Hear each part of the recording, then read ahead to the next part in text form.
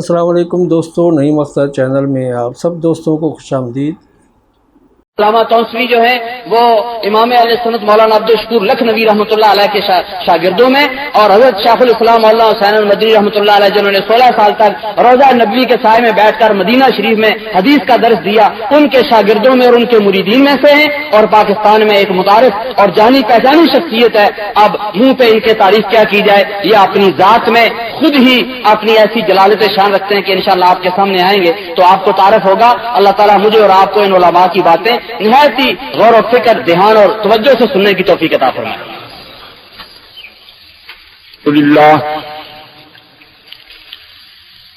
الحمد للہ وکفى والصلاة والسلام على سید الرسل وخاتم الانبیاء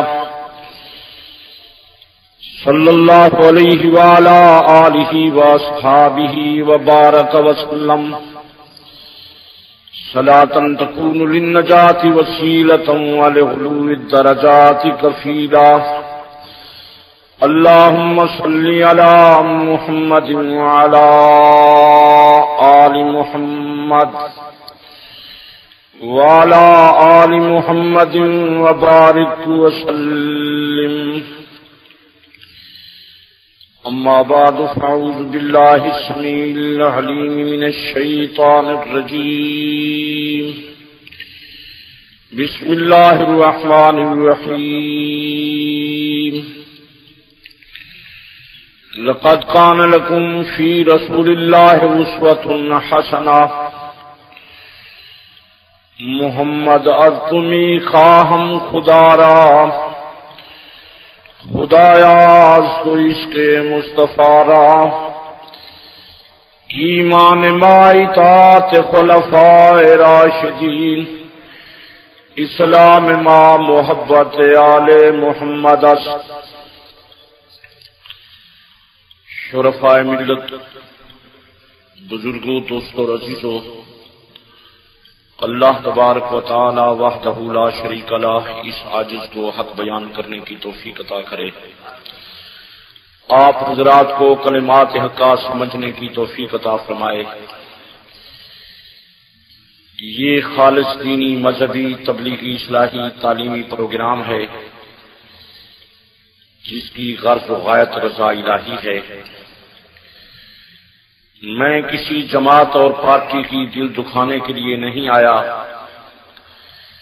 کسی گروہ، فرقے اور جماعت پر فتویٰ لگانے کے لیے نہیں آیا۔ میری جماعت تنظیم اہل سنت کی غرض و غایت یہ ہے کہ ہر گھر میں پاک پیغمبر کا فیصلہ، فرمان، شریعت اور سنت آئے۔ جناب رسالت مآب صلی اللہ علیہ وآلہ وسلم کا پیغام پہنچانے کے لیے حاضر ہوا ہوں۔ میرے عزیزوں، تفرقہ مستقل اللہ کا عذاب ہے۔ رب العزت نے قرآن مقدس میں فرمایا، جس قوم پر میں ناراض ہوتا ہوں یا آسمان سے پتھر برساتا ہوں یا زمین میں دھنس دیتا ہوں، تیسرا عذاب فرمایا او یلبسکم شیعا، گروہ گروہ، فرقے، جماعتیں بن جاتی ہیں۔ میرے دوستو،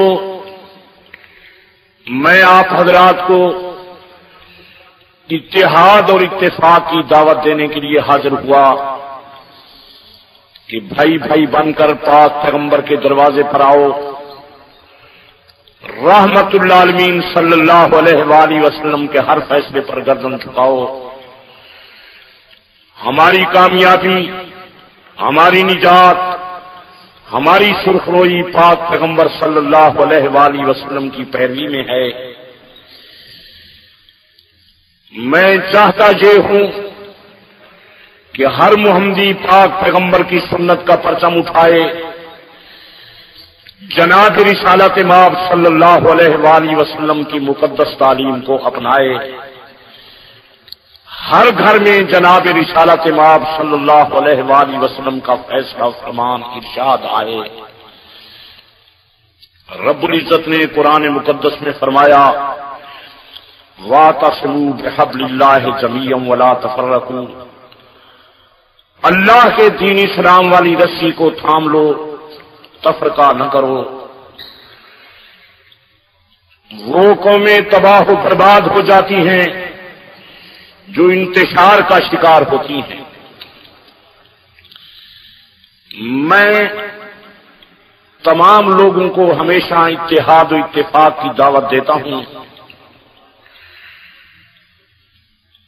باقی ہمارے اس دور میں چونکہ دینی تعلیم کی کمی ہے، بعض لوگ سمجھتے ہیں کہ یہ فرقہ وارانہ تقریر ہو رہی ہے۔ میرے پیارے عزیزو، فرقہ وارانہ تقریر وہ ہے جو پاک پیغمبر صلی اللہ علیہ وآلہ وسلم کے فرمودات،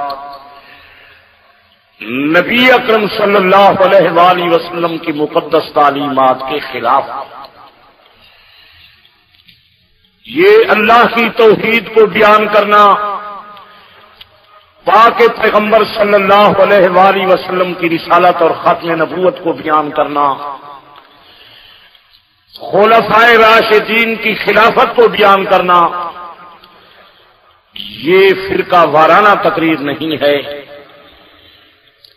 فرقہ وارانہ تقریر وہ ہے جو پاک پیغمبر صلی اللہ علیہ وآلہ وسلم کی مقدس تعلیم میں موجود نہ ہو۔ توحید کا مسئلہ اسلام کا بنیادی مسئلہ ہے، پہلا مسئلہ ہے۔ جناب رسالت مآب صلی اللہ علیہ وآلہ وسلم نے توحید کی خاطر تکالیف، مصائب و آلام برداشت کیے۔ حضور صلی اللہ علیہ وآلہ وسلم نے بھی اپنی امت کو تاکید فرمائی، میرے کلمے پڑھنے والوں، ہر قسم کی تکلیف برداشت کرنا، لا تشرک باللہ، خدا کے ساتھ کسی کو نہ ملانا، وَإِن قُتِلْتَ وَحُرِقْتَ، ٹکڑے ٹکڑے ہو جانا، آگ میں جل جانا، اللہ کی توحید کو نہ چھوڑنا، یہ ایسا گناہ ہے جس کی معافی نہیں ہوگی۔ ان اللہ لا یغفر ان یشرک بہ ویغفر ما دون ذلک لمن یشاء، اللہ شرک کو معاف نہیں کریں گے۔ اللہ کی عدالت میں شرک اور کفر کی معافی نہیں ہوگی۔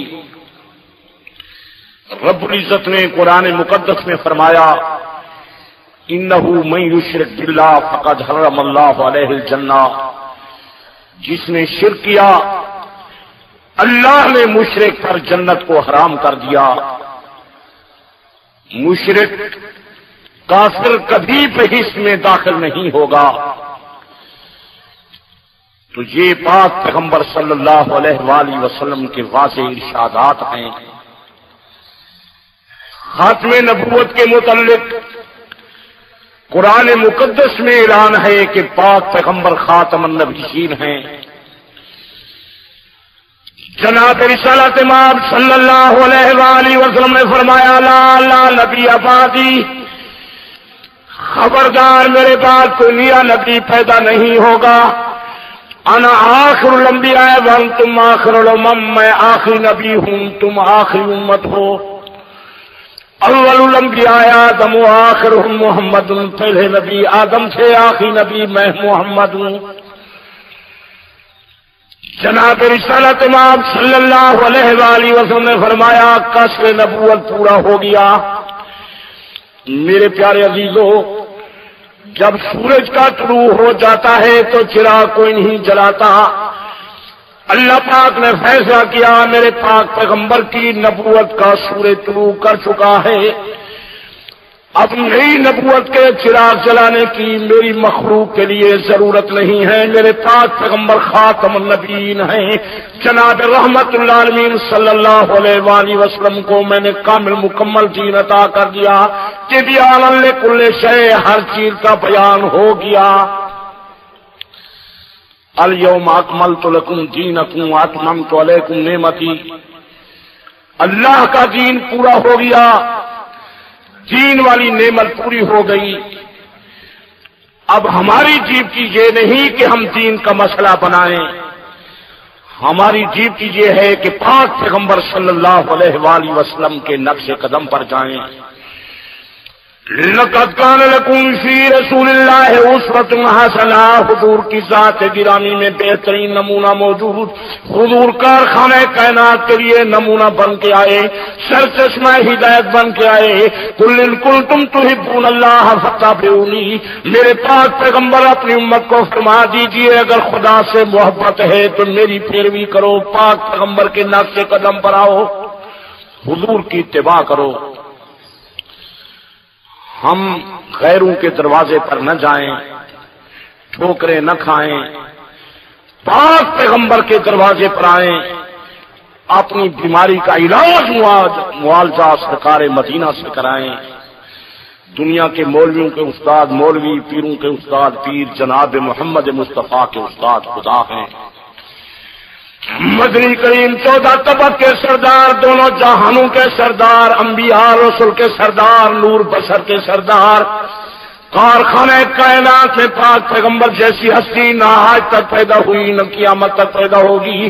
میرا دین ہے جان محمد رسول اللہ، میرا دین ہے زبان محمد رسول اللہ، میرا دین ہے فرمان محمد رسول اللہ، میرا دین ہے بیان محمد رسول اللہ. قل ان کنتم تحبون اللہ فاتبعونی، خدا سے محبت ہے تو میرے پیچھے آؤ. ہماری نجات، ہماری سرخروئی، ہماری کامیابی، ہماری فوز و فلاح پاک پیغمبر کی میرا دین ہے پاک پیغمبر صلی اللہ علیہ وآلہ وسلم کی غلامی. میں ہمیشہ لوگوں کو پاک پیغمبر کی سنت کی دعوت دیتا ہوں، اور میرا نہ کوئی واز ہے نہ کوئی لمبی چوڑی تقریر ہے. میں بازاری قصے، اخباری کہانیاں سنانے کے لیے حاضر نہیں ہوا. پاک پیغمبر کی شریعت اور سنت کا یہی پیغام پہنچانے کے لیے آیا ہوں، اور لوگوں کو ہر روز یہی دعوت دیتا ہوں کہ پاک پیغمبر کے دروازے پر آ جاؤ. جس طرح سیلاب کے علاقوں میں اعلان ہوتے ہیں لوگوں سیلاب آ رہا ہے، اپنی جان کو بچا جاؤ، سامان کو بچا جاؤ، میں ہر روز اعلان کرتا ہوں لوگوں بے دینی کا سیلاب آ رہا ہے، بے حیائی کا سیلاب آ رہا ہے، بے غیرتی کا سیلاب آ رہا ہے. اگر بچنا چاہتے ہو تو پاک پیغمبر کے دروازے پر آ جاؤ. حضور صلی اللہ علیہ وآلہ وسلم کی غلامی کے سوا ہماری کامیابی، نجات اور سرخروئی نہیں ہو سکتی. حضور صلی اللہ علیہ وآلہ وسلم نے فرمایا تھا میری امت 73 تولہ ہو جائے گی، سارے تولے جہنم میں جائیں گے، ایک تولہ بہشت میں جائے گا. ما انا علیہ واصحابی، جس راستے پر میں جا رہا ہوں میری جماعت جا رہی ہے، یہ راستہ پیش کر. میری درخواست یہ ہے کہ آپ علماء کرام کی تقریریں بھی سنیں، مشائخ و بزرگان دین آپ حضرات کے پاس آتے رہتے ہیں. میں آپ حضرات کا خادم ہوں. میری درخواست یہ ہے کہ آپ پاک پیغمبر کا دامن تھام لیں. یہ فراق باطلہ جتنی کوشش کر رہے ہیں یہ سارے کے سارے ناکام ہو جائیں گے. یہ حضور صلی اللہ علیہ وآلہ وسلم کا واضح فیصلہ ہے کہ سارے گروہ تباہ ہو جائیں گے، ایک ٹولہ بہشت میں جائے گا. ما انا علیہ واصحابی، جس راستے پر میں جا رہا ہوں میری جماعت جا رہی ہے. صحابی اس کو کہتے ہیں جو پاک پیغمبر کو دیکھ کر حضور کی تصدیق کرے. یہ علمی باتیں بھی مسلمانوں کو یاد رکھنی چاہیے. بیت عربی میں کہتے ہیں گھر کو. اہل بیت کا لفظی معنی گھر والے. مولوی کے اہل بیت مولوی کے گھر والے، پیر کے اہل بیت پیر کے گھر والے، امیر کے اہل بیت امیر کے گھر والے، وزیر کے اہل بیت وزیر کے گھر والے، صدر کے اہل بیت صدر کے گھر والے، گورنر کے اہل بیت گورنر کے گھر والے، نبی کے اہل بیت نبی کے گھر والے. یہ نبی کی جماعت کا نام نہیں، حضور کی جماعت کا نام ہے صحابہ۔ صحابی اس کو کہتے ہیں جو پاک پیغمبر کو دیکھ کر نبی کی تصدیق کرے، اپنا ہو یا بیگانہ ہو۔ سیدہ خدیجہ ام المومنین پاک پیغمبر صلی اللہ علیہ وآلہ وسلم کی زوجہ مطہرہ حضور کی صحابیہ تھی۔ سیدہ عائشہ پاک پیغمبر کی صحابیہ تھی۔ حضور کی بیٹیاں پاک پیغمبر صلی اللہ علیہ وآلہ وسلم کی صاحبزادیاں سیدہ زینب، سیدہ رقیہ، سیدہ ام کلثوم، سیدہ فاطمہ، یہ پاک پیغمبر کی صحابیات تھیں۔ صدیق اکبر پاک پیغمبر کے صحابی تھے۔ فاروق اعظم، عثمان ذو النورین، علی حیدر کرار، یہ پاک پیغمبر کے صحابی تھے۔ حضرت حسن، حضرت حسین پاک پیغمبر کے صغار صحابہ میں سے تھے۔ یہ وضاحت اس لیے میں نے کر دی تاکہ کسی کو شبہ نہ ہو کہ کیا اہل بیت کی پیروی میں ہماری نجات نہیں ہے، اگر ہم حضرت علی کے پیچھے جائیں تو ہم کامیاب نہیں ہوں گے۔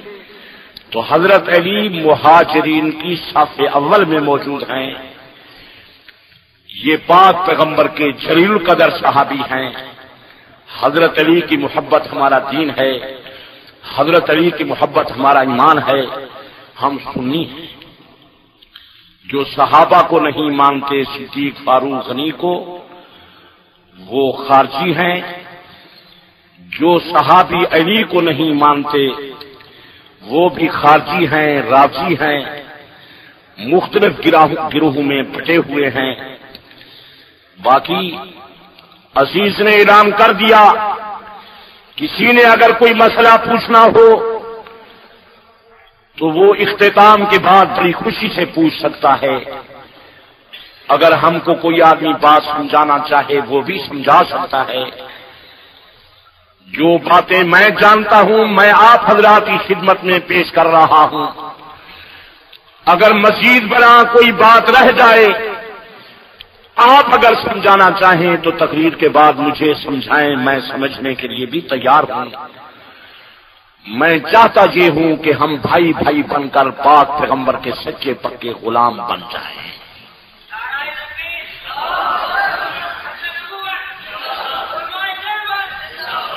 ملک میں فرقے بھی ہیں، جماعتیں بھی ہیں، گروہ بھی ہیں۔ ہر جماعت دعوے دار ہے کہ ہم اللہ کی بڑی عدالت میں کامیاب ہوں گے۔ میرا دعویٰ یہ ہے کہ کامیاب وہ انسان ہوگا جس کی سیرت و صورت پاک پیغمبر کی شریعت اور تعلیم کے مطابق ہوگی۔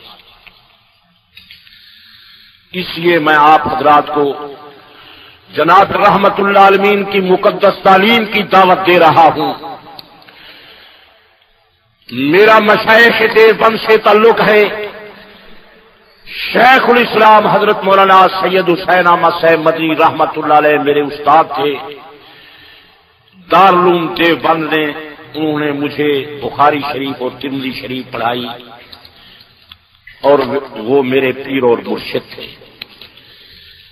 مشائخ دیوبند کا میں نے کلمہ نہیں پڑھا، حضرت مدنی کے ہاتھ پر اس لیے میں نے ہاتھ رکھا تھا کہ ان کی ساری زندگی پاک پیغمبر کی سنت کے مطابق بس ان کے مسائل پر پاک پیغمبر کی تصدیق اور مہر چکے ہے۔ اس لیے میرا تعلق مشائخ دیوبند سے ہے کہ ان کے مسئلے اللہ کے قرآن میں موجود ہیں، پاک پیغمبر کی حدیث اور فرمان میں موجود ہیں۔ جو لوگ مشائخ دیوبند سے نالاں ہیں وہ اپنے رسم و رواج کی خاطر ناراضگی کا اظہار کرتے ہیں۔ مشائخ دیوبند ہر نیکی کے قائل ہیں، ہر نیک کے قائل ہیں، انبیاء کے قائل ہیں، اولیاء کے قائل ہیں۔ علماء دیوبند انبیاء کے معجزات کے قائل ہیں، اولیاء کی کرامات کے قائل ہیں۔ علماء دیوبند تصوف کے قائل ہیں، روحانیت کے قائل ہیں، بیعت کے قائل ہیں، زندہ پیر کے قائل ہیں، قبروں کی زیارت کے قائل ہیں۔ صرف ایک لفظ ساتھ ملاتے ہیں کہ ہر کام پاک پیغمبر کی تعلیم، شریعت اور سنت کے مطابق ہو، یہ ایک لفظ ہے۔ اس لفظ سے لوگ ناراض ہو جاتے ہیں۔ میں آپ حضرات کا واقف نہیں ہوں، آپ میرے واقف نہیں ہیں۔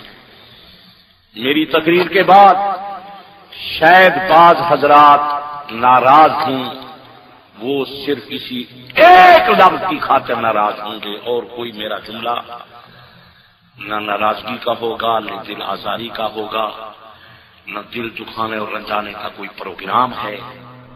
پروگرام ہے پاک پیغمبر کی شریعت اور سنت کا۔ باقی لوگ مجھے یہ کہیں کہ تم نبی کا دامن چھوڑ دو، یہ چیز تو نہیں ہو سکتی۔ یہ مسئلہ ضرور ہم بیان کریں گے۔ مشائخ نے مجھے یہی سبق پڑھایا ہے کہ پاک پیغمبر صلی اللہ علیہ وآلہ وسلم کا دامن نہیں چھوڑنا۔ ہر مسئلہ ہم اسی طرح بیان کریں گے جس طرح کتاب اور سنت میں ہے، جس طرح پاک پیغمبر اپنی جماعت کو پڑھا اور سکھاتے ہیں۔ میں اکثر یہی تقریر کرتا ہوں۔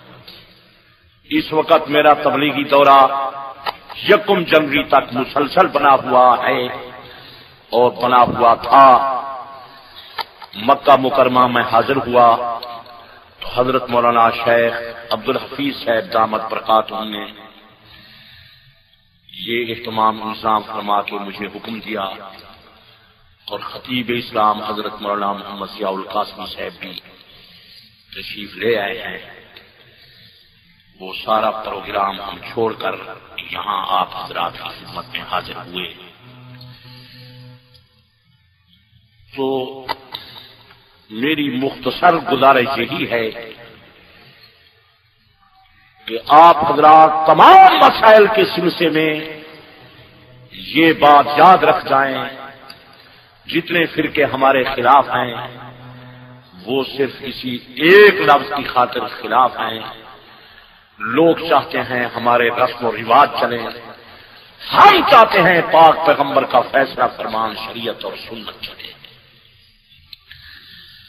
توحید کا مسئلہ ہم اسی طرح بیان کریں گے جس طرح پاک پیغمبر سکھا گئے۔ نعرہ وہی لگائیں گے جو حضور کی تقریر میں تھا، سلام اسی طرح پڑھتے ہیں جس طرح حضور پڑھا اور سکھا گئے۔ آج بھی اگر دنیا کا کوئی آدمی دنیا کی کسی کتاب سے ثابت کر دے کہ پاک پیغمبر کی مسجد میں حضور کے سامنے حضرت بلال اذان کے ساتھ سلام پڑھتے تھے تو میری سزا گولی ہے، میرا خون آپ حضرات پر معاف ہے، دنیا کی کتاب سے ایک حوالہ کر مل جائے، کسی کتاب میں نہ قرآن میں، نہ حدیث میں، نہ فقہ میں۔ حتیٰ کہ مولوی احمد رضا خان صاحب بریلوی کی کتاب سے اگر کوئی ثابت کر دے، مولوی احمد رضا خان بریلوی لکھ جائے کہ حضرت بلال کی اذان میں سلام کا جملہ تھا، تو آپ مجھے تختہ دار پر لٹکا دیں، میرا خون آپ حضرات پر معاف ہے، یہ مسجد میں میں اعلان کر رہا حوالہ کہیں۔ لوگ فارغ نہیں،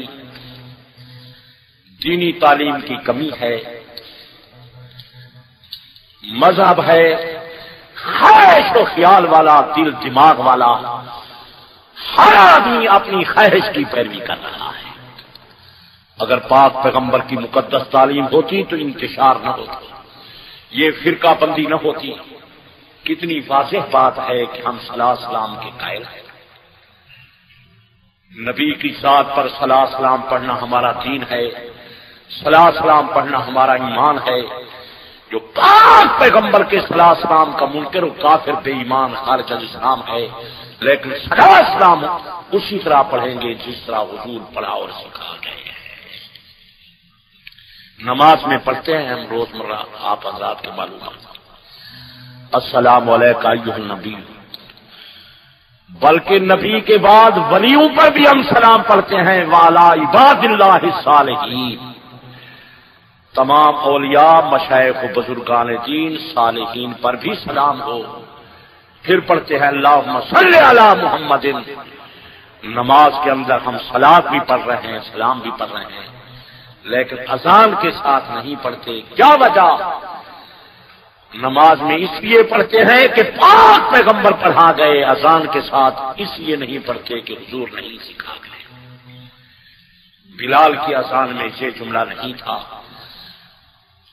اور صحیح حدیث ہے، حضور نے فرمایا ما انا علیہ واصحابی، میرے راستے پر چلو، صحابہ کے راستے پر چلو۔ صحابہ نے جو کام نہیں کیا۔ جناب رسالت امام صلی اللہ علیہ وآلہ وسلم نے فرمایا علیکم بسنتی و سنت الخلفاء الراشدین، میرے راستے پر چلنا، میرے خلفاء راشدین کے راستے پر چلنا۔ نبی پاک صلی اللہ علیہ وآلہ وسلم نے فرمایا فاقتدوا بالذین من بعدی ابی بکر و عمر، میرے بعد ابو بکر عمر کی پیروی کرنا۔ نبی کا فرمان۔ ہمارے دور میں لوگ ابو بکر صدیق کے متعلق سوچ رہے ہیں کہ یہ کیسے تھے۔ حضور نے تو منبر پر فرمایا تھا لوگوں مال احد اندنا جد الا وقد کافینا، مجھ پر کسی کا احسان نہیں، مہر ایک کے احسان کا بدلہ دے چکا ہوں۔ ما خلا با بکر، ابو بکر باقی رہ گئے۔ ان لہ عندنا جدل، صدیق کا مجھ پر احسان ہے، یکافئ اللہ بہا یوم القیامہ، ان کے احسان کا بدلہ میدان قیامت کے اندر ان کو خدا عطا کریں گے۔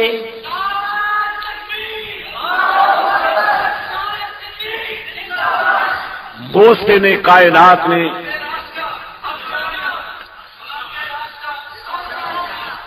چودہ طبق کے سردار، دونوں جہانوں کے سردار، نور و بشر کے سردار، اولین آخرین کے سردار، محبوب رب العالمین نے منبر پر اعلان فرمایا، بخاری شریف میں موجود ہے کہ مجھ پر کسی کا احسان نہیں، میں ہر ایک کے احسان کا بدلہ دے چکا ہوں، صرف صدیق باقی ہیں، ان کے احسان کا بدلہ میدان قیامت میں ان کو خدا عطا کریں گے۔ یہ تاریخ کی مجروح کہانی نہیں، یہ صادق مصدوق نبی کا ارشاد گرامی ہے۔ آمن اللہ سے در مولا ماں، کلیم اول سینا ماں، ہمتی کس ملت راجو اب ثانی اسلام خارو بدر کب، میرے پاک پیغمبر کا گھر کا ساتھی، بر کا ساتھی، باہر کا ساتھی، شہر کا ساتھی، غار کا ساتھی، مزار کا ساتھی، شان ابو بکر عمر دیکھو کہ بعد مرگ بھی منکر و آسودہ ہے، وہ آج پیغمبر کے پاس ساری دنیا حضور کے روزے کی زیارت کے لیے ترسا رہی ہے، لیکن میرے صدیق کی شان دیکھو کہ روزے والے مصطفیٰ کے ساتھ سوئے ہوئے۔ توحید-sunnah.com جن کا خمیر بھی حضور کے خمیر کے ساتھ مل گیا، جس کو پاک پیغمبر نے اپنی خلافت کے لیے منتخب فرمایا۔ یہ الفاظ شاید آپ حضرات کے سنے ہوئے نہ ہوں۔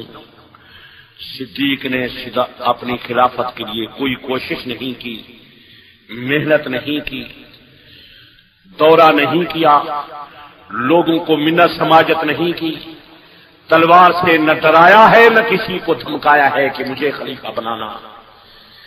صدیق تو 3 دن منبر پہ اعلان فرماتے رہے، لوگوں کسی اور کو خلیفہ بناتے ہو تو میں صدیق راضی ہوں۔ میرے پیارے علی مجمع عام میں کھڑے ہو کر فرماتے ہیں صدیق نبی تجھے افضل ترین عبادت کا امام بنا گئے، اپنے مسلح کے لیے انتخاب فرما گئے، ہمارے دین کے امام بھی تم ہو، ہماری دنیا کے امام بھی تم ہو۔ 3 دن صدیق اعلان فرماتے رہے کسی اور کو بناتے ہو تو میں راضی ہوں۔ ہر روز حضرت علی کہتے ہیں صدیق ہمارے دین کے امام بھی تم ہو، دنیا کے امام بھی تم ہو، پاک پیغمبر تم کو اپنے مسلح کے لیے منتخب فرما گئے۔ باقی یہ مسئلہ صرف میں نہیں کہتا، صرف میری کتاب نہیں کہتی، صرف بخاری شریف میں موجود نہیں، بلکہ ایران کی چھپی ہوئی کتاب شرح نہج البلاغۃ النفیہ کے صفحہ 225 پر موجود ہے، سطر 5ویں پر موجود ہے۔ کان رسول اللہ صلی اللہ علیہ وسلم یصلی بالناس، نبی پاک صلی اللہ علیہ وآلہ وسلم کو نماز کو پڑھایا کرتے تھے. فلما اشتد فی المرض، حضور کو تکلیف زیادہ ہو گئی. امر ابا بکر نے یصلی بالناس، نبی پاک نے فرمایا صدیق میرا پیارا رفیق، میرے مصلی پر تو آ، لوگوں کو نماز تو پڑھا. اہل ایمان کو ہو کیا اس کی امامت میں کلام، خود امام دو جہاں جس کو بنا جائے امام، جناب محمد مصطفیٰ نے صدیق کو امام بنایا، اپنے مصلی کے لیے منتخب فرمایا. حضرت علی صدیق کے پیچھے نماز پڑھنے کے لیے آیا.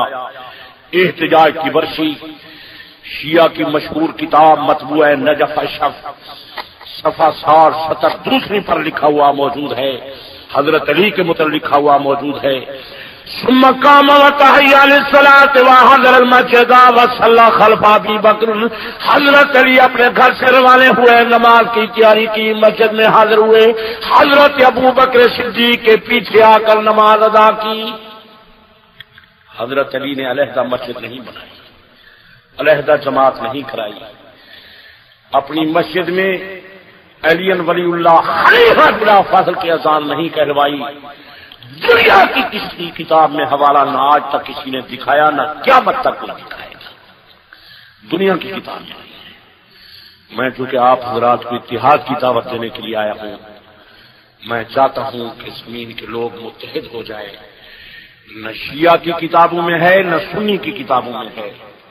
اپنی مسجد میں علی ولی اللہ خلیفہ بلا فضل کی اذان نہیں کہلوائی.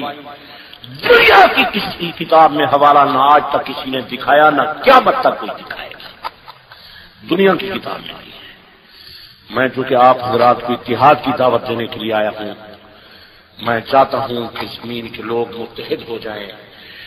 نہ شیعہ کی کتابوں میں ہے، نہ سنی کی کتابوں میں ہے. نہ پاکستان ہندوستان کی کتابوں میں ہے، نہ عراق اور ایران کی کتابوں میں ہے. اگر دنیا کا کوئی شیعہ مجھ سے ثابت کر دے کہ حضرت علی نے علیحدہ مسجد بنائی تھی، علیحدہ جماعت کرائی تھی، اپنی مسجد میں علی ولی اللہ خلیفہ بلا فاصل کی حضرت علی نے اذان کہلوائی تھی، تو میں سنی مذہب چھوڑ دوں گا.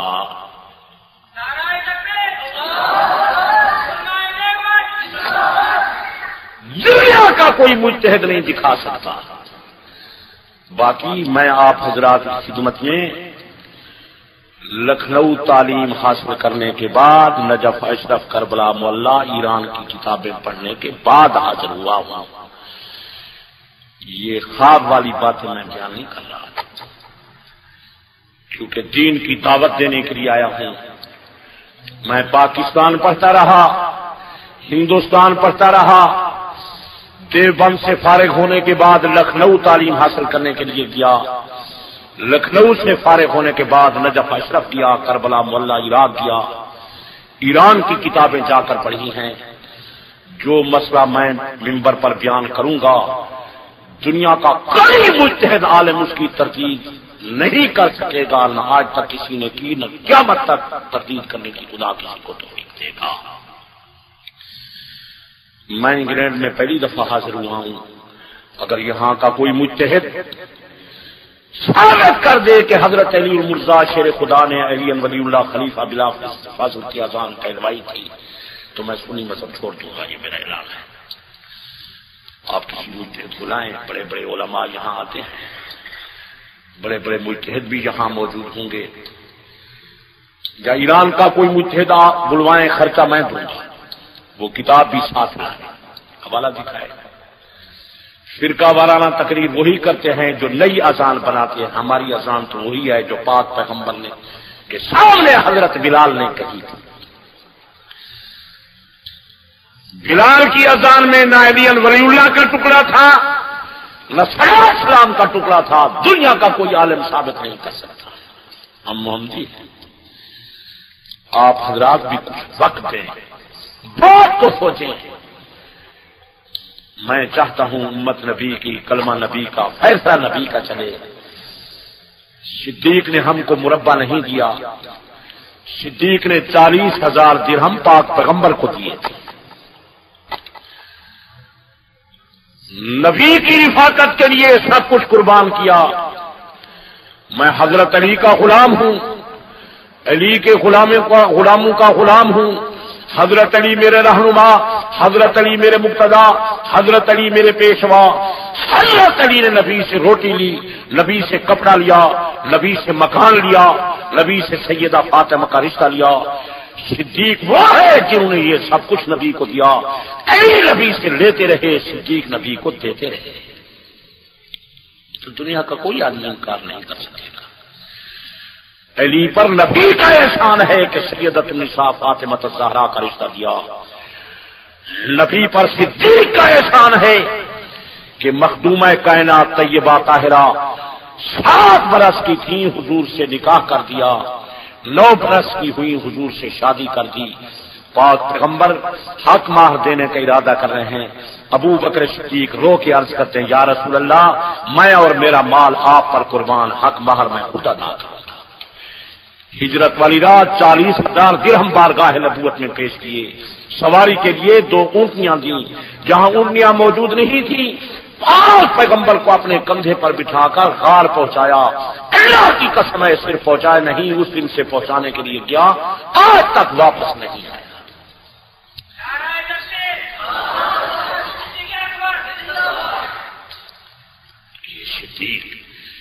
خیر الناس بعد رسول اللہ 80 سندوں کے ساتھ حضرت علی سے مروی ہے کہ خیر الناس بعد رسول اللہ ابو بکر ثم عمر۔ میرے پیارے عزیزوں، صدیق کے ہاتھ پر ان لوگوں نے بیعت کی تھی جن لوگوں نے پاک محمد کے ہاتھ پر بیعت کی تھی۔ یہ الفاظ یاد رکھ لو، جن مہاجرین انصار نے پاک محمد کے ہاتھ پر بیعت کی تھی، ان مہاجرین انصار نے صدیق کی خلافت کی بیعت صدیق کے ہاتھ پر کی تھی۔ جن ہاتھوں نے اللہ کے قرآن کو لکھا ہے وہ مہاجرین انصار کے ہاتھ صدیق کے ہاتھ پر آئے۔ اگر یہ ہاتھ سچے ہیں تو سب کچھ سچا ہے، اگر یہ ہاتھ جھوٹے ہیں تو سب کچھ جھوٹا ہے۔ کون کہتا ہے کہ محمد خدا کے رسول تھے؟ کون کہتا ہے کہ قرآن خدا کی کتاب ہے؟ قرآن کی قرآنیت کے عینی گواہ صحابہ، نبی کی نبوت کے عینی گواہ صحابہ، علی کے نکاح کے گواہ صحابہ، صحابہ سچے، سب کچھ سچا، صحابہ جھوٹے، مسلمان کا دین سارا جھوٹا۔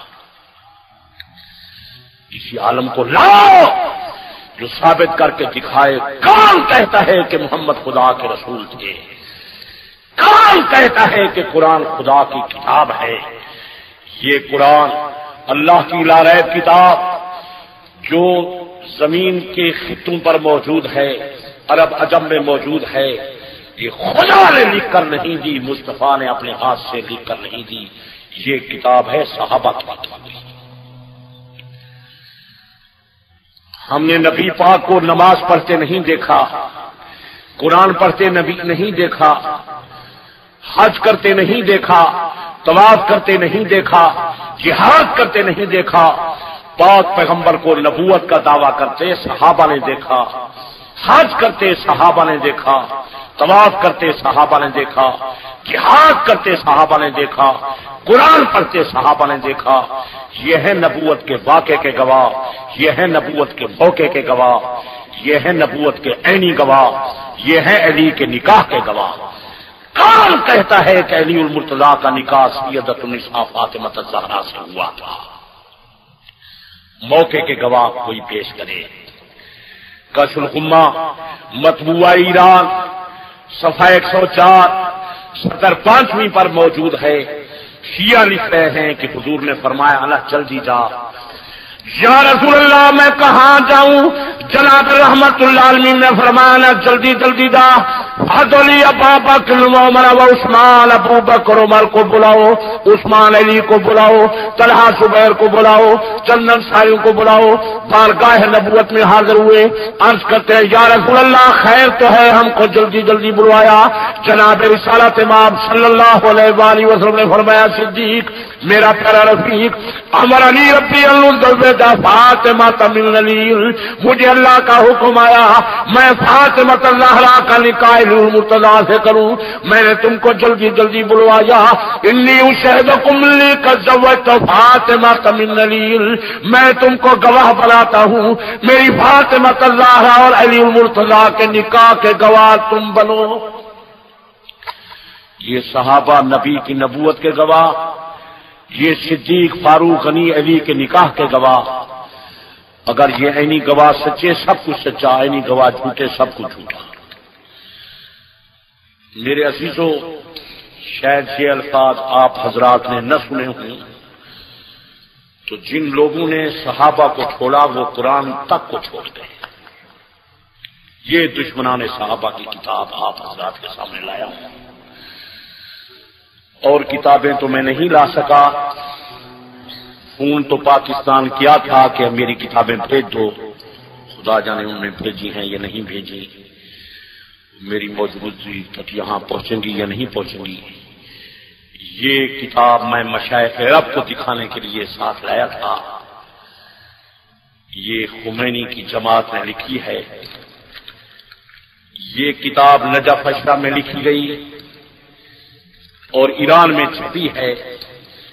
اس کے پہلے صفحے پر صاحب کتاب نے لکھ دیا ہے کہ سمیتہ فصل خطاب، اس کتاب کا نام میں رکھ رہا ہوں فصل خطاب فی تحریف کتاب رب الارباب. اس میں ثابت کروں گا کہ قرآن میں تحریف، تبدل، تغیر، کمی بیشی ہو گئی ہے. یہ موجودہ قرآن اصل قرآن نہیں ہے. باقی آپ حضرات کے علماء یہاں ہوں گے، بڑے بڑے مشائخ اور بزرگان دین ہیں. یہاں بھی علماء کرام تشریف لائے ہیں. اگر تسلی نہ ہو، اعتماد مجھ پر نہ ہو، تو اپنے علماء سے یہ کتاب خود پڑھوا لو. اس کتاب کے صفحہ 32 صفحہ 37 پر لکھ رہے ہیں کہ ان هذا القرآن الذي انزل ليس هو الذي انزل الله على محمد صلی اللہ علیہ وسلم.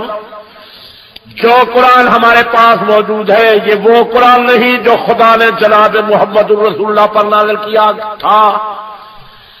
بل غیرا و بدلا و زیدہ فیہ ولو کے سال ہو، بلکہ اس میں تبدل تغیر کر دیا گیا ہے، کمی بیشی کر دی گئی ہے. ہم تو مظلوم ہیں. ممکن ہے کوئی دوست کہے یہ کیسا مولوی تھا، اس نے یہ بات لوگوں کو کیوں بتا دی ہے کہ قرآن کے خلاف کتاب لکھی گئی ہے. یہ تو بتانے والی بات تو نہیں تھی. بعض آدمی ہیں جو دنیا کی طرف زیادہ متوجہ ہیں، وہ کہتے ہیں کہ یہ مظلوم مولوی جو آیا تھا اس نے مسلمانوں کو یہ بات کیوں بتا دی ہے کہ قرآن پر لوگوں نے حملہ کر دیا ہے. یہ ایران میں کتاب چھپی، شیعہ اس کتاب کے لکھنے والے ہیں، چھاپنے والے ہیں.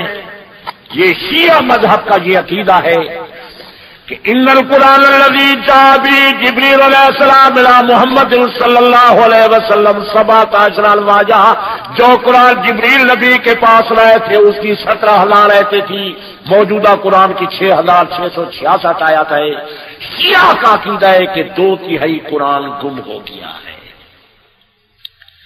یہ موجودہ قرآن پورا قرآن نہیں، اصلی قرآن نہیں. صحابہ کو چھوڑا، قرآن کو چھوڑنا پڑا. اور اس کتاب کے اندر دلائل انہوں نے لکھے ہیں. یہ 400 صفحے کی کتاب ہے جو آپ حضرات کے سامنے ہے.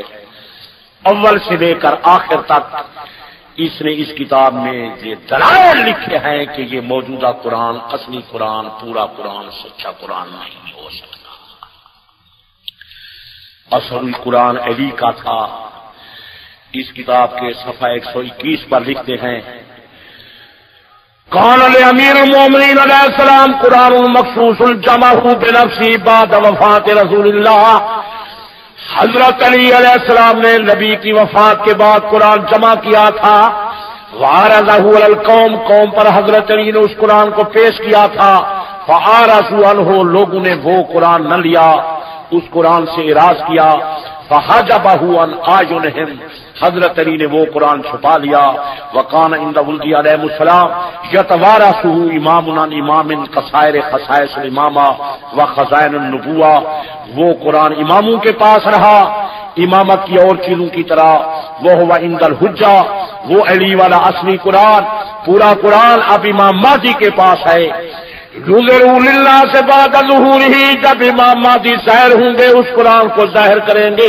ویامرہم بقراءتہ، اس قرآن کے پڑھنے کا حکم دیں گے. وہو مخالف لہذا القرآن موجود، وہ قرآن موجودہ قرآن کے مخالف ہے.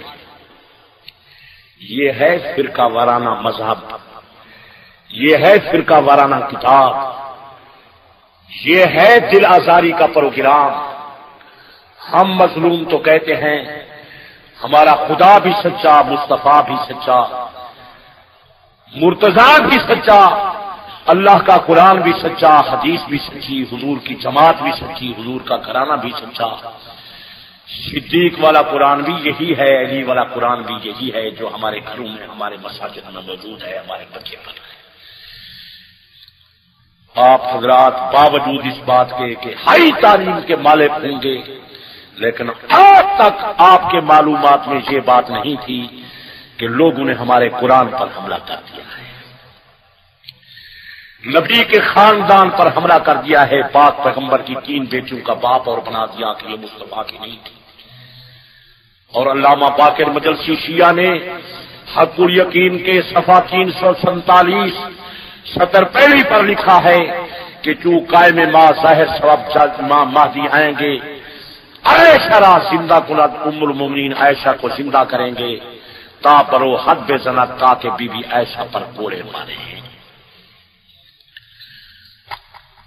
اب اس تکلیف کا کیا علاج ہے؟ آپ حضرات مجھے مشورہ دیں. یہ لوگ جو ہمارے قرآن پر حملہ کر رہے ہیں، نبی کے خاندان پر حملہ کر رہے ہیں اور کتابیں چھپ رہی ہیں، حق الیقین کے صفحہ 355 پر لکھتے ہیں کہ ابو بکر عمر ہر دو کافر بودن، ہر کے شرح دو چارت نید کافر است. ابو بکر عمر دونوں کافر تھے، جو ان کے ساتھ دوستی رکھتے ہیں وہ بھی کافر ہیں. اب یہ سلسلہ کیسے بند ہوگا؟ تہران کی 70-80 لاکھ کی آبادی ہے، جس میں تقریباً 10-15 لاکھ سنی بستے ہیں. آج تک اہل سنت کو وہاں ایک مسجد بنانے کی اجازت نہیں مل سکی، ایک مسجد. بیچارے سنی مظلوم اہل سنت پاکستان کے سفارت خانے میں عید نماز اور جمعہ نماز جا کر پڑھتے تھے. خمینی نے اپنی آمد کے بعد، خمینی کے اقتدار کے بعد اہل سنت کو روک دیا گیا ہے کہ تم کو وہاں بھی جمعہ نماز اور عید نماز پڑھنے کی اجازت نہیں. یہ ہم فرقہ وارانہ بات کر رہے ہیں، ہم تو مظلوم ہیں، ہمارے اوپر ظلم ہو رہا ہے، ہمارے قرآن پر حملہ. آپ حضرات کو پتہ بھی نہیں، آپ ہماری جماعت کے بزرگ ہیں، مخلص ترین لوگ ہیں، کروڑوں روپے خرچ کر کے آپ مسجد بنا رہے ہیں، لیکن مظلوم بھائیوں نے جو وہاں فن جمع کیا تھا، خمینی حکومت نے تہران میں وہ فن بھی مسجد کا ضبط کر دیا ہے. حالانکہ مسجد بنانا پاک پیغمبر کی سنت ہے. جناب رسالت امام صلی اللہ علیہ وآلہ وسلم نے مسجد بنائی تھی. حضور نے مسجد بنانے کا فرمایا تھا، من بنا للہ مسجد بنى اللہ لہ بیتا فی الجنہ. جناب رحمت اللہ علیہ صلی اللہ علیہ وآلہ وسلم نے فرمایا، جو مسجد بنائے گا اللہ پاک اس کا گھر بہشت میں تیار کریں گے. میں آپ حضرات کو مبارکباد دیتا ہوں کہ انگلینڈ میں آپ حضرات نے لاکھ روپے خرچ کر کے یہ صرف مسجد نہیں بنائی بلکہ اپنا گھر آپ حضرات نے بہشت میں تیار کیا ہے. آپ حضرات کو مبارک ہو. حضور نے بنائی تھی، حضور نے بنانے کا فرمایا تھا، لیکن بیچارے سنی کو وہاں مسجد بنانے تک کی اجازت نہیں. یہ نوجوان کہتے ہیں خمینی اسلام لا رہا ہے. یہ کیسا اسلام لا رہا ہے جس میں مسجد بنانے کی اجازت نہیں؟ جس میں یہ لاشیشات ہو کہ یہ قرآن سچا قرآن نہیں ہے. اور خمینی نے اپنے دستور میں لکھ دیا ہے کہ ایران کا صدر شیعہ ہوگا. جب وہ اسلام لا رہا ہے تو اس کو لکھنا چاہیے تھا کہ ایران کا صدر مسلم ہوگا. شیعہ کا کیا مانا؟ آپ ذرا سوچیں، ان کا لٹریچر یہاں آ رہا ہے. آپ حضرات کے نوجوان متاثر ہو رہے ہیں. مجھے یہ حضرات اس لیے لائے کہ یہ دین کا پیغام مسلمانوں تک پہنچا دو کہ خمینی کی حکومت قرآن کے خلاف نشر اشاعت کر رہی ہے، نبی کے خاندان کے خلاف نشر اشاعت کر رہی ہے. خمینی کی اقتدار میں تہران کے اندر مسلمانوں کو مسجد بنانے کی اجازت نہیں. آئے دن مختلف ممالک میں خمینی کا وہ سفارت کا عملہ جو سفیر ہیں وہ سارے نشر اشاعت کر رہے ہیں، منافرت پھیلا رہے ہیں. کبھی پاکستان میں فساد کرا رہے ہیں، کبھی عربستان میں فساد کرا رہے ہیں. لوگ حج پر آتے ہیں، وہ بیت اللہ کا طواف کرتے ہیں، خدا کے نعرے لگاتے ہیں، لبیک کر کے پکارتے ہیں، لیکن ایرانی شیعہ کہہ رہے ہیں اللہ واحد خمینی قائد، اللہ واحد خمینی قائد. یہ کیا؟ آخر آپ حضرات سوچیں. اور ہماری یہ ڈیوٹی ہے کہ دین کے متعلق ہم مسلمان سوچیں. ہم تجارت کے لیے پیدا نہیں ہوئے، ملازمت کے لیے پیدا نہیں ہوئے. انسان کی زندگی کا مقصد رضا الہی ہے، انسان کی زندگی کا مقصد ذکر اللہ ہے، انسان کی زندگی کا مقصد اللہ کی عبادت ہے. مومن کی تجارت بھی ہو، ملازمت بھی ہو، کھانا پینا بھی ہو، لیکن مومن کی زندگی کا مقصد اللہ کی عبادت ہو. بچوں کو دین پڑھاؤ، پاک پیغمبر کی عادات کو اپناؤ، نبی کی سنت کا پرچم اٹھاؤ، دین کے لیے محنت فرماؤ. یہ ہماری مشترکہ ڈیوٹی ہے. کنتم خیر امت اخرجت للناس تامرون بالمعروف وتنہون عن المنکر. میرے پیارے عزیزو، یہ دنیا والی زندگی، چند روزہ زندگی، یہ عارضی زندگی، یہ مستعار زندگی، یہ بے وفا زندگی، یہ 60-70 برس کی، یہ 40-50 برس کی، قیامت کا دن ہوگا 50,000 سال کا. میدان قیامت کی زمین تابے کی ہوگی، سورج سر پہ ہوگا. کسی آدمی کو کمر تک پسینہ، کسی کو گردن تک پسینہ، کئی پسینے میں غرق ہوں گے. میرے پیارے عزیزو، اس 50 سال والی زندگی کے لیے تو ہم دن رات محنت کر رہے ہیں. قیامت کا دن ہے 50,000 سال کا، اس کے لیے بھی کوئی محنت کرنی چاہیے. جناب رحمت اللہ عالمین صلی اللہ علیہ وآلہ وسلم نے فرمایا میدان قیامت میں موت کو ذبح کر دیا جائے گا. اللہ کی طرف سے یہ اعلان ہوگا کہ آج کے بعد نہ بہشتی پر موت آئے گی، آج کے بعد نہ جہنمی پر موت آئے گی. یہ 50,000 سال کا دن ہے صرف قیامت والا. بہشت اور جہنم کی زندگی آگے آئے گی جس کا خاتمہ نہیں ہوگا. تو ہم کو چاہیے کہ ہم اس زندگی میں اس بڑی زندگی کے لیے محنت کریں، کوشش کریں. انبیاء علیہ السلام نے دن رات محنت کی، صحابۃ الرسول نے دین کے لیے محنت کی. ہم کو بھی چاہیے کہ ہم تجارت اور ملازمت سے فارغ ہونے کے بعد اللہ کے دین کا پرچم اٹھائیں، ہر آن و لمحہ دین کی کوشش کریں. دنیاوی کاروبار میں رہیں، خیال کریں، دھیان رکھیں اذان تو نہیں ہو گئی. اللہ پاک نے قرآن مقدس میں فرمایا وما خلقت الجن والانس الا لیعبدون. میں نے انسانوں اور جنوں کو نہیں پیدا کیا مگر اپنی عبادت کے لیے. یہ قرآن ہے. یا ایھا الذین آمنوا اذکروا اللہ ذکرا کثیرا. اے ایمان والو مجھے زیادہ یاد رکھو، زیادہ یاد کرو. فاذکروا اللہ قیاما وقعودا وعلی جنوبکم. چلتے پھرتے اٹھتے بیٹھتے لیٹے ہوئے مجھے یاد کرو. واذکروا اللہ کثیرا لعلکم تفلحون. مجھے زیادہ یاد کرو، تم کامیاب رہو گے. ہماری کامیابی ذکر اللہ سے ہے. اللہ پاک نے قرآن مجید میں فرمایا میرے بندے وہ ہیں، عباد الرحمان وہ ہیں، میرے محبوب وہ ہیں، والذین یبیتون لربہم سجدا وقیاما. جن کی رات سجدے اور قیام میں گزرتی ہے، ساری رات ذکر اللہ کرتے ہیں، رکوع اور سجدے میں گزارتے ہیں، قرآن کی تلاوت کرتے ہیں، میرے پیارے بندے ہیں. یہ قرآن کا لفظ ترجمہ ہے. ہماری زندگی کا مقصد دین کی محنت ہے. ہم اللہ کے دین کا پرچم اٹھائیں، مساجد کو آباد کریں، دین کی فکر کریں، دین کی تبلیغ ترویج ہونی چاہیے. یہ کفار کے رسم و رواج ہم کو نہیں اپنانے چاہیے. بود باش میں، نشست و برخاست میں، عادات و عبادات میں، معاملات میں پاک پیغمبر کی پیروی کرنی چاہیے. یہ میں دیکھتا ہوں یہاں عورتیں ان کے سر ننگے ہیں، پیر ننگے ہیں، یہ ناخن پالش ہے. کیا ناخن پالش لگانا تو حرام ہے. نماز نہیں ہوتی، پاکی نہیں ہوتی. ناخن پالش لگانے سے بندہ قرآن کو ہاتھ نہیں لگا سکتا. ہم محمدی ہیں، ہم کو نبی کے نقش قدم پر چلنا چاہیے. ہر باب میں پاک پیغمبر کی پیروی کرنی چاہیے. نبی پاک صلی اللہ علیہ وآلہ وسلم کی سنت کے لیے محنت کرنی چاہیے.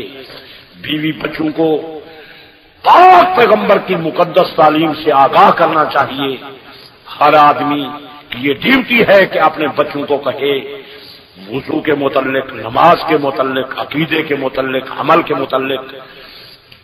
ہم لوگوں کے خیر خواہ ہیں. ہم چاہتے ہیں کہ اللہ کی بڑی عدالت میں سرخرو ہو جائے. ہماری کسی سے دشمنی نہیں ہے. ہم تمام فرقوں کے خیر خواہ ہیں، تمام جماعتوں کے خیر خواہ ہیں، اپنوں بیگانوں کے خیر خواہ ہیں.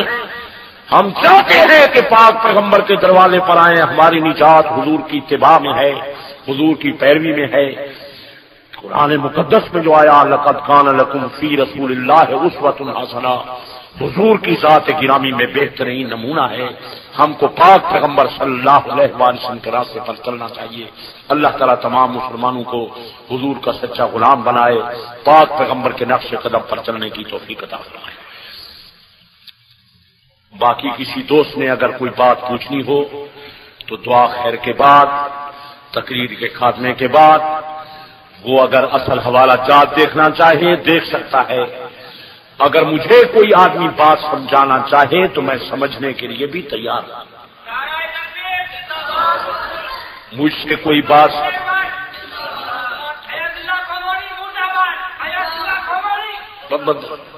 کسی کو مرد آباد کہنے کی ہم کو ضرورت نہیں. اللہ تمام لوگوں کو زندہ کرے، جہنم سے بچائے. اللہ پاک پیغمبر کا سچا غلام بنائے. ہمارا تو خیر خواہی کا پروگرام ہے. بہرحال جو باتیں میں نے آپ حضرات کو بتائی ہیں، یہ آگے اس کی آپ تبلیغ کریں، اپنے بچوں تک یہ پیغام پہنچائیں کہ کیا ہو رہا ہے. یہ اللہ کی بڑی عدالت میں آپ گواہی دیں گے کہ میں نے یہ باتیں آپ حضرات تک پہنچائی ہیں. آپ شہادت دیں گے؟ زور سے کہو. اپنے بچوں تک بھی یہ پیغام پہنچاؤ گے؟ آپ سب دوستوں سے گزارش ہے کہ میرے اس چینل کو سبسکرائب بھی کریں اور بیل کے آئیکن کو کلک بھی کریں تاکہ ہر نئی آنے والی ویڈیو آپ سب دوستوں تک بر وقت پہنچ سکے. اور ان علماء کرام کے بیانات کو اپنے دوستوں میں، اپنے گروپوں میں شیئر بھی کیا کریں تاکہ دین کی باتیں اور دوستوں تک بھی پہنچ سکیں. آپ سب دوستوں کا بہت شکریہ. ملتے ہیں ایک نئی ویڈیو کے ساتھ. تب تک کے لیے اللہ حافظ. پاکستان پائندہ باد.